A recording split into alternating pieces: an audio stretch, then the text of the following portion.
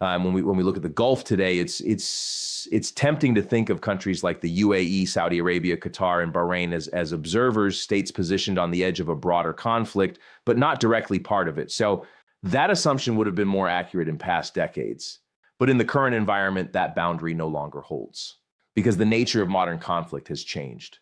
What we're seeing now is a form of geopolitical spillover where the effects of a war are no longer contained within clearly defined battle lines, but extend outward, touching countries that may not be direct participants, yet are deeply affected by the dynamics of the conflict. And the Gulf states are at the center of that shift, not because they are seeking involvement, but because geography, economics, and strategic alignment make it nearly impossible for them to remain insulated. Let's start with geography. The Gulf region sits adjacent to some of the most volatile strategic flashpoints in the world. It is in close proximity to Iran, a central actor in this conflict. It is connected through maritime routes that are critical to global energy flows. And it operates within a narrow physical space where military activity, whether conventional, cyber, or asymmetric, can have immediate consequences. This proximity matters because in modern warfare, distance is no longer a reliable buffer. Missiles and drones can travel across borders in minutes. Cyber operations can cross continents in seconds. And naval incidents can escalate quickly in constrained waterways like the Strait of Hormuz. This creates a situation where Gulf states are not just watching the conflict, they are operating within its expanded perimeter. And that perimeter is not static.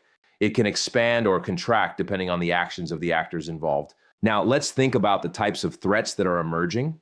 We're not necessarily talking about full-scale military engagements on Gulf soil. That remains unlikely.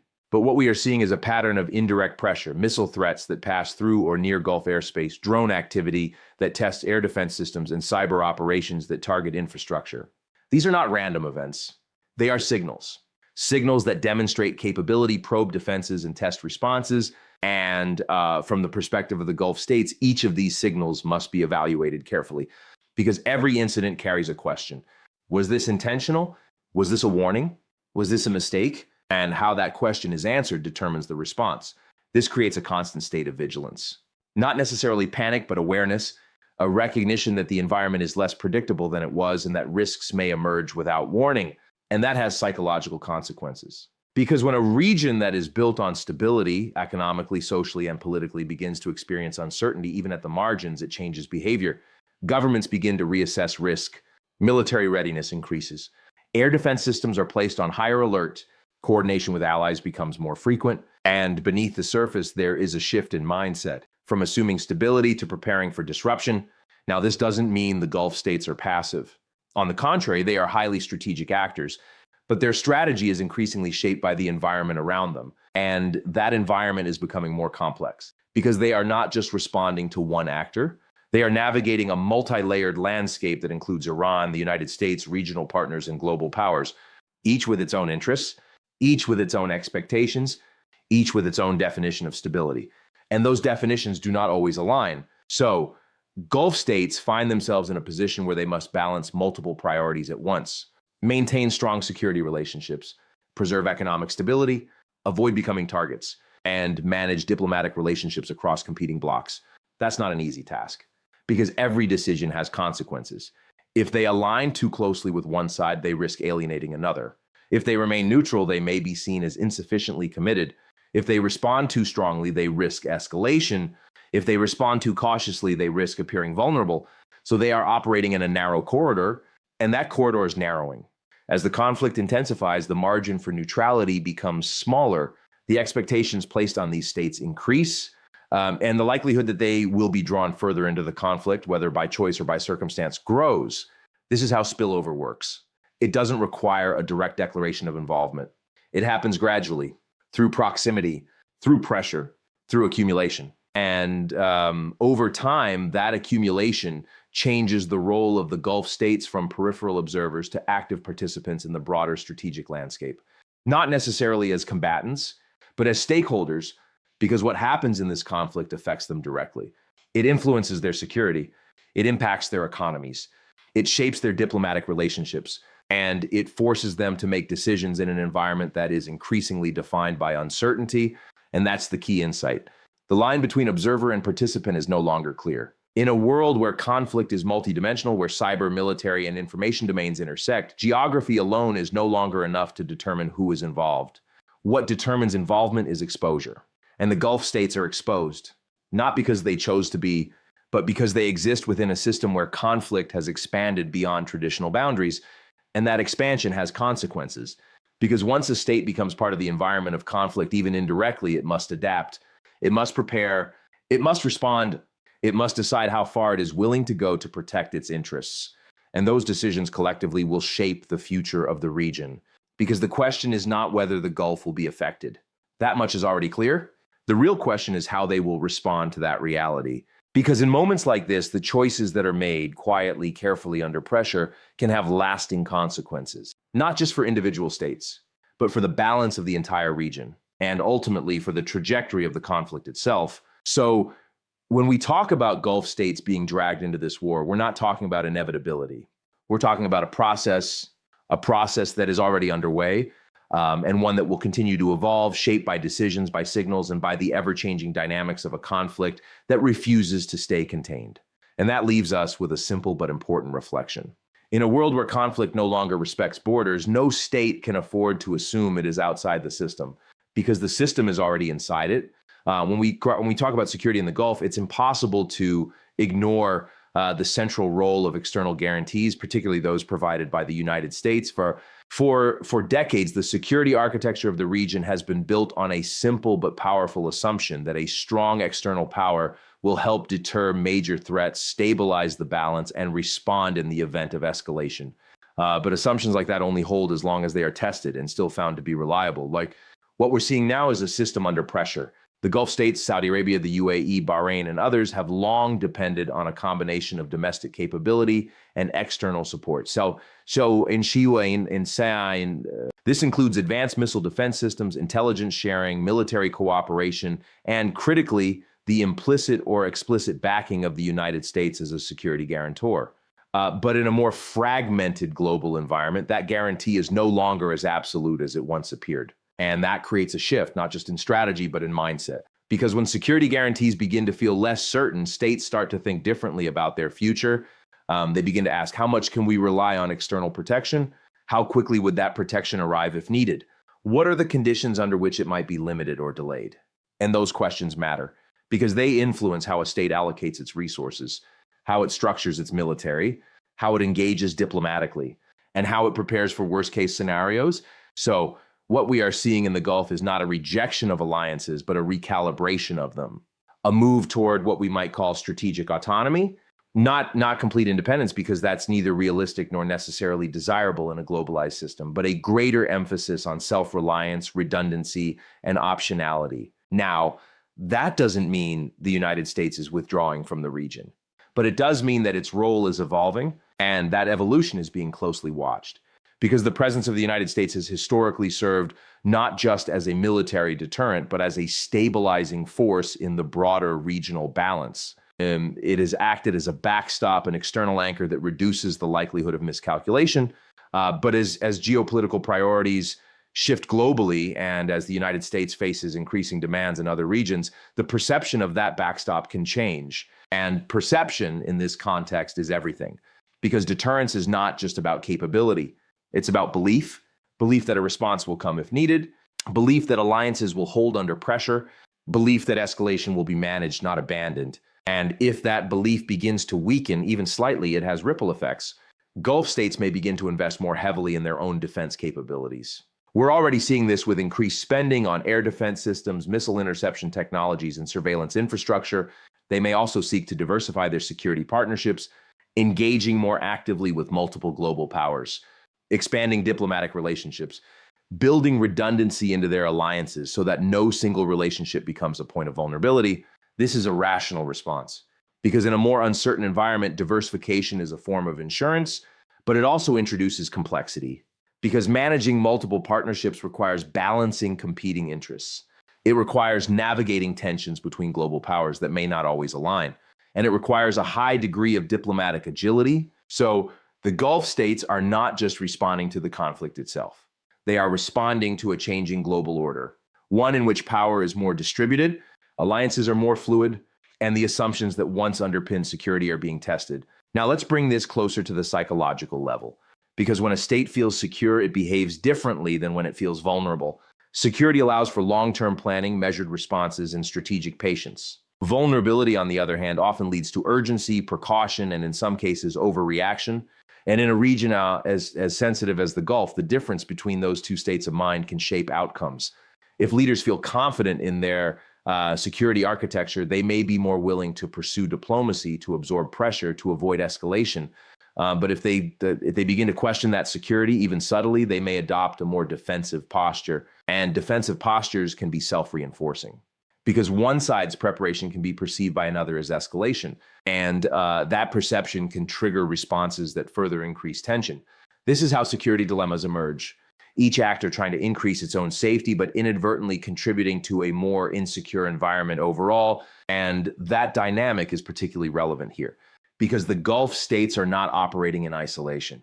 They are part of a broader regional system that includes Iran, external powers, and non-state actors, each with their own perceptions, their own strategies, and their own thresholds for action. So when one actor adjusts its security posture, others take note, and they respond accordingly, which means that even well-intentioned moves designed to enhance stability can sometimes have the opposite effect. Now let's consider another layer: missile defense and military readiness. The Gulf states have invested heavily in advanced defense systems.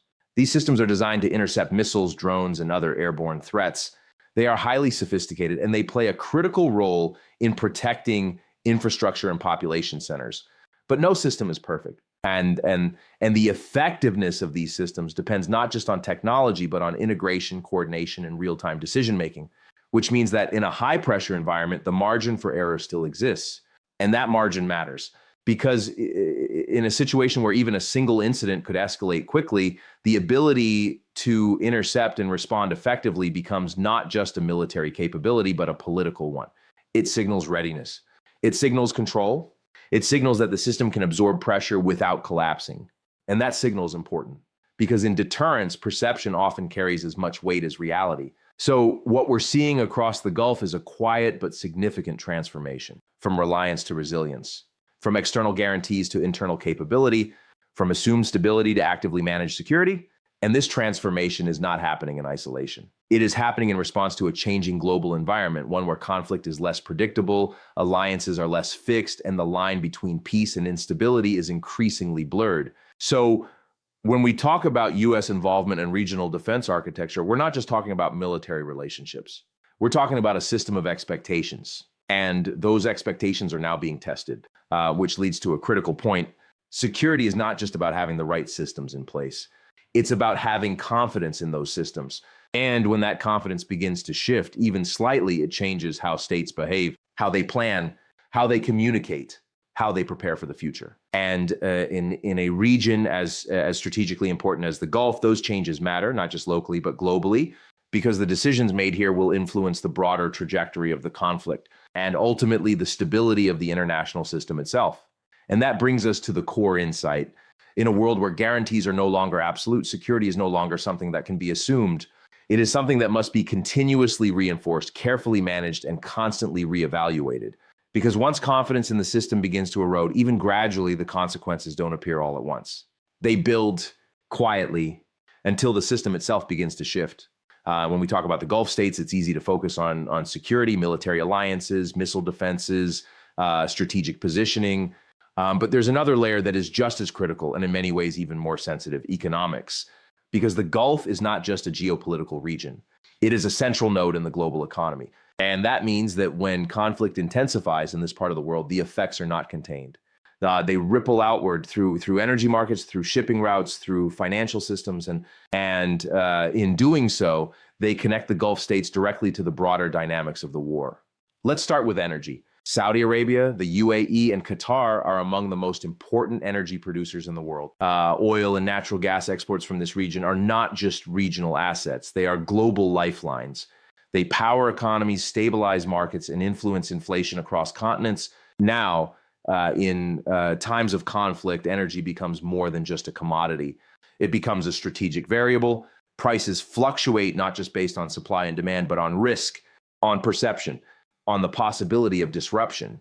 And in a conflict involving Iran, a key regional actor with influence over critical maritime routes, those risk premiums can rise quickly because markets are not just reacting to what has happened. They are reacting to what might happen next. And that's where psychology meets economics. If traders believe that supply routes could be disrupted, even temporarily, they begin to price that risk into the market. That drives up prices. And those price increases don't stay contained. They move through the global system, affecting everything from transportation costs to consumer prices. So the Gulf states are in a unique position. On one hand, higher energy prices can increase revenues. That's a clear economic benefit. But on the other hand, instability in the region can threaten the very systems that make those exports possible. And that's the trade-off. Because if shipping lanes become insecure, if insurance costs rise, if vessels are at risk, then the reliability of those energy flows comes into question. And reliability in this context is everything. Now let's talk about the Strait of Hormuz. It is one of the most important choke points in the world. A significant percentage of global oil shipments pass through this narrow passage, and that makes it both strategically vital and inherently vulnerable. Even the perception of risk in that corridor can have immediate global consequences. Because again, markets are forward-looking. They respond not just to actual disruptions, but to the possibility of them. And that possibility is enough to move prices, shift investment, and alter expectations. So what we have is a system where a single point of vulnerability can influence global stability. And that places the Gulf states in a critical position. They are both participants in the energy system and guardians of its stability, which means that their actions, or in some cases their inaction, can have far-reaching consequences. So now let's bring in another layer, global trade. The Gulf is not just about energy. It is also about logistics, ports, and trade networks. Cities like Dubai have positioned themselves as global hubs, connecting east and west, facilitating the movement of goods, capital, and people. But these networks depend on stability. Shipping routes need to remain open. Ports need to function efficiently. Supply chains need to operate without interruption. And when conflict introduces uncertainty into that system, the effects can be significant. Delays increase, costs rise, and confidence begins to weaken because global trade is built on predictability. And when predictability is challenged, the entire system feels it. Now let's talk about investment. The Gulf states have spent decades building their reputations as stable, business-friendly environments. They have attracted foreign investment, diversified their economies, and positioned themselves as key players in global finance. But stability is not just about internal policy. It is also about external perception. If investors begin to perceive increased risk in the region, capital can shift, projects can be delayed, financial flows can become more cautious, and that can have long-term implications. Because investment decisions are not just about current conditions. They are about future expectations. And if those expectations become uncertain, behavior changes. Now, here's where the psychology becomes important again. Because economic systems are built not just on numbers, but on confidence. Confidence that contracts will be honored, confidence that infrastructure will function, confidence that risks can be managed. And when that confidence is shaken, even slightly, it can lead to cautious behavior. Companies delay expansion, investors reduce exposure, governments adjust forecasts, and those small adjustments multiplied across the system can lead to significant macroeconomic effects. So the Gulf states are operating in a dual reality. On one hand, they are benefiting from their central role in global energy and trade. On the other hand, they are exposed to the risks that come with that centrality. Because in a globalized world, interconnectedness is both a strength and a vulnerability, and conflict exposes that tension. Now, let's think about how this affects decision-making. If a state is economically dependent on stability, it has a strong incentive to prevent escalation. But if that same state also sees an opportunity to increase its influence through higher energy prices, through strategic positioning, it may face competing incentives. And balancing those incentives is not straightforward, because short-term gains can sometimes come at the expense of long-term stability, and long-term stability is the foundation of economic growth. So the Gulf states are constantly navigating this balance between opportunity and risk, between growth and stability, between influence and caution. And that balancing act becomes more complex as the conflict evolves. Because the more intense the conflict becomes, the more unpredictable the economic environment becomes. And unpredictability is the enemy of long-term planning. So what we're seeing is not just an economic story, it's a strategic one. Because economic stability and geopolitical stability are now deeply intertwined. And in the Gulf, that connection is especially pronounced, which means that decisions made in the context of this conflict will have economic consequences that extend far beyond the region. And those consequences will feed back into the system. influencing policy, shaping alliances, and affecting the trajectory of the conflict itself. So when we talk about economic exposure, we are not just talking about risk, we are talking about influence. Because in this environment, economic power is strategic power.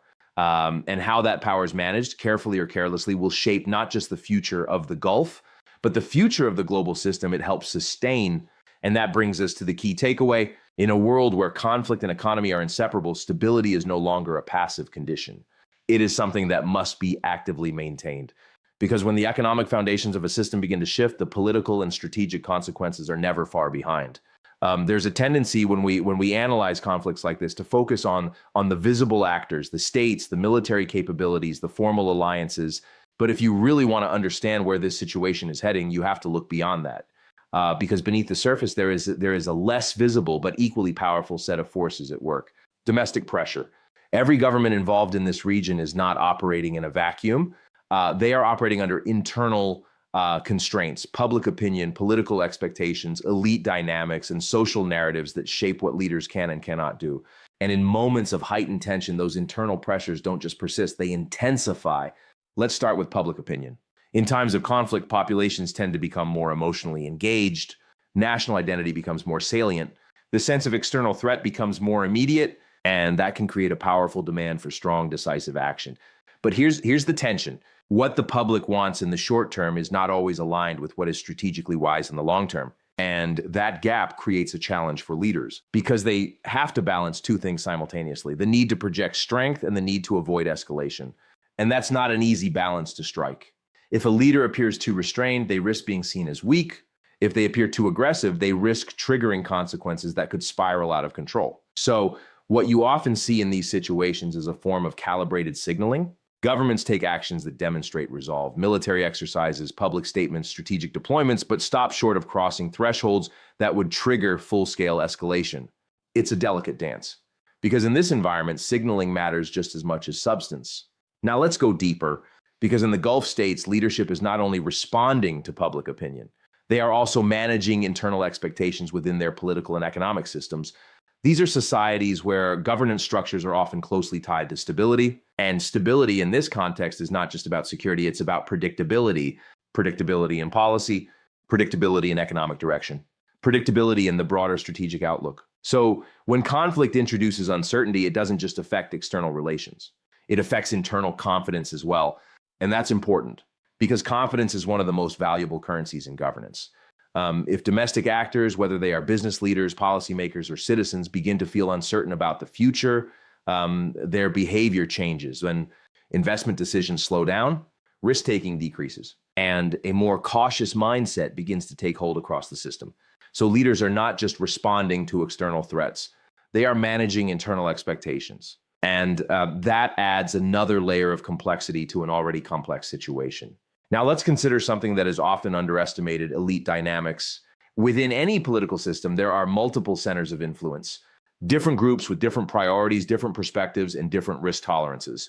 In moments of conflict, those internal dynamics can become more pronounced. Some actors may advocate for a more assertive stance. Others may push for restraint, and leaders have to navigate those competing pressures while maintaining cohesion. Because internal divisions, if they become too visible, can weaken a state's overall strategic position. So one of the key tasks of leadership in this environment is managing internal unity, not just projecting strength externally, but ensuring alignment internally. And that's a constant process. Now let's shift to something more subtle, but equally important: narratives. Because in modern conflicts, narratives are not just secondary, they are central. How a situation is framed can influence how it is perceived. And how it is perceived can influence how it is acted upon. Governments are not just making decisions. They are telling stories. Stories about security, stories about sovereignty, stories about resilience. And these narratives serve a purpose. They help shape public understanding, they reinforce legitimacy, and they create a sense of continuity in uncertain times. But narratives also carry risk, because once a narrative is established, it can become difficult to change course without appearing inconsistent. And inconsistency in times of conflict can be interpreted as weakness. So leaders often find themselves locked into their own messaging, even when circumstances evolve, even when flexibility might be strategically advantageous, and that creates a constraint. Now let's bring all of this together, because what we're really talking about is constraint. external pressure, internal expectations, narrative consistency, strategic risk. All of these factors interact with one another, and together they define the space within which decisions are made. And that space is often narrower than it appears, which means that even small changes in the environment, an incident, a statement, a miscalculation, can have outsized consequences because they push on an already constrained system. And when systems are under pressure, they become more sensitive to shocks. Now, let's consider the psychological dimension, because leadership under pressure is not just a matter of strategy, it's a matter of perception. How do you signal strength without provoking escalation? How do you maintain credibility without locking yourself into a rigid position? How do you reassure your domestic audience while managing external risks?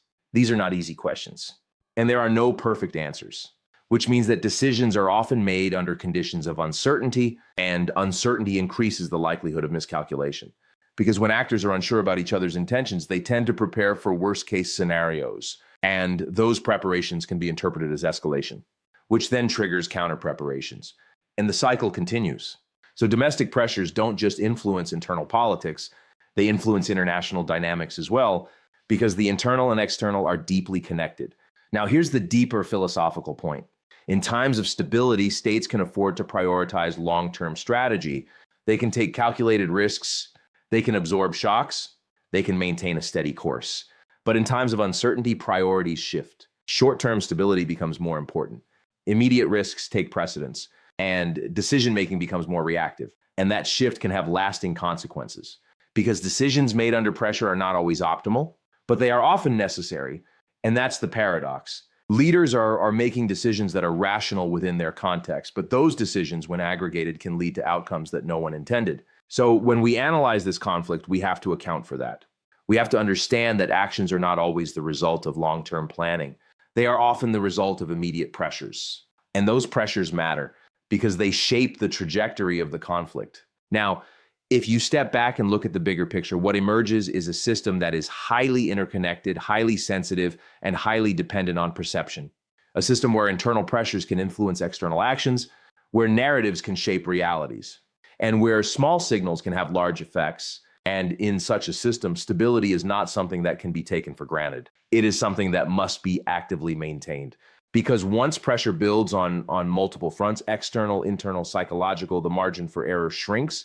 And when the margin for error shrinks, the risk of unintended escalation increases, which brings us to the core insight. In this environment, the most dangerous moments are not always the most visible ones. They are the moments where pressure, perception, and uncertainty align, because those are the moments where decisions are made that can change everything. And the responsibility for leaders and observers alike is to recognize that dynamic and to understand that in a system this complex, awareness is not just valuable, it is essential.